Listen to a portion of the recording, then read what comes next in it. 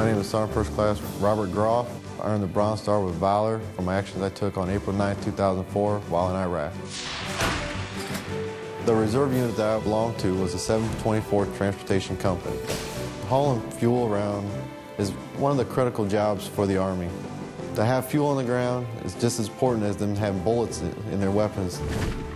I grew up in Bartonville. It's a small town here in Illinois. Me and my friends, we used to go play Army out in the woods. We had always talked about joining the Army and going airborne. Young Robert Groff had always had the love and support of his mom, Sandra, and his stepdad, Tom. So when he was 18 and decided that the local junior college wasn't right for him, they supported his decision to join the United States Army. I was stationed in Germany, and it was late 1990. They came and told us that all of our leaves had been canceled, that we were being shipped off to Saudi Arabia. Private Robert Groff would serve for 6 months in Saudi Arabia during the First Gulf War and spend the next 3 years at posts in Germany and Texas. When his tour of duty ended in 1994, Groff decided to leave active duty. And when I did, I joined the Army Reserves. I was able to attend college full-time, and the Army paid for all of it.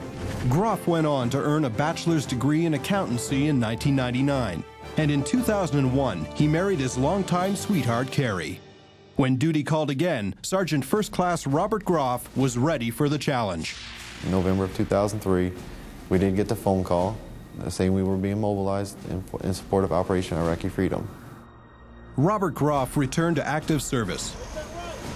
In March of 2004, the 724th Transportation Company rolled into Iraq. Sergeant First Class Robert Groff was one of its senior leaders. Groff's unit was soon given a mission to haul more than 100,000 gallons of fuel to the airport in Baghdad. We rolled out of Camp Anaconda about 10:30 on April 9, 2004, headed south to Baghdad. As Assistant Convoy Commander, Groff was in a Humvee near the rear of the convoy as they left on the 80-mile drive. Each of the 15 7,000-gallon tankers was manned by a civilian driver, with one of Groff's soldiers riding shotgun. And for the first 40 minutes to 50 minutes of the convoy, there was normal traffic levels. Everything seemed like another day in Iraq. As the nearly 2-mile-long convoy rumbled into Baghdad, Groff maintained radio contact with the commander in the lead vehicle. But in an ominous sign of what lay ahead, he noticed that civilian cars and pedestrian traffic had all but disappeared. It's a good indication that either they're planning to ambush you or there's improvised explosive devices on the road. Groff soon received word that the lead vehicles were taking small arms fire. And just like that, radio communication with the head of the convoy was lost. Started seeing enemy fighters shooting at us. Facing more than 250 enemy fighters, the convoy was taking heavy fire from both sides. The highway was divided by a median with guardrails, making it impossible to turn around. The bullet-riddled tankers, many now leaking fuel, had to keep moving. Acting decisively, Groff and his gunner both engaged the enemy. In the ensuing firefight, one of the trucks swerved in front of Groff's Humvee and lurched to a stop. I jumped out to help this driver out and to get him into my vehicle. As enemy fire continued to punish the convoy, more vehicles were destroyed or stuck, leaving drivers and soldiers running for cover. 8 men, pinned down in different places along the route, would be picked up by Sergeant Groff that day. Some were gravely wounded. All were literally stuffed into the Humvee, a vehicle designed to carry just 5. At some point, my vehicle had been hit. It had no power, wouldn't go anywhere, and we were stuck.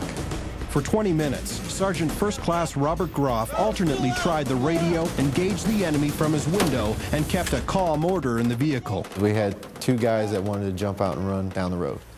As we were sitting in the vehicle waiting to be extracted, I had a lot of thoughts going through my head.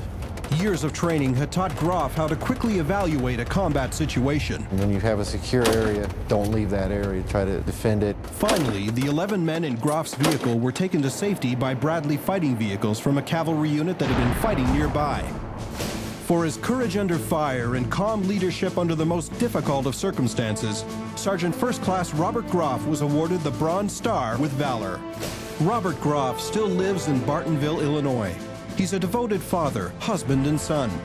Today, in his work as an Army recruiter, Groff can draw from an exciting and varied career given to him by the Army. The greatest thing that they offered me was education benefits. got my diploma from college. But my job as a recruiter now, it's very fulfilling when I can find a young man or young woman and give them a future. That's what the Army's all about, is giving people futures. The story of the brave soldiers and civilians who repelled the attack that day is testament to their leaders' selfless service and personal courage, two of the dearest of Army values. I was decorated for my actions that day, but I felt like I did my job, and I tried to do it the best I could.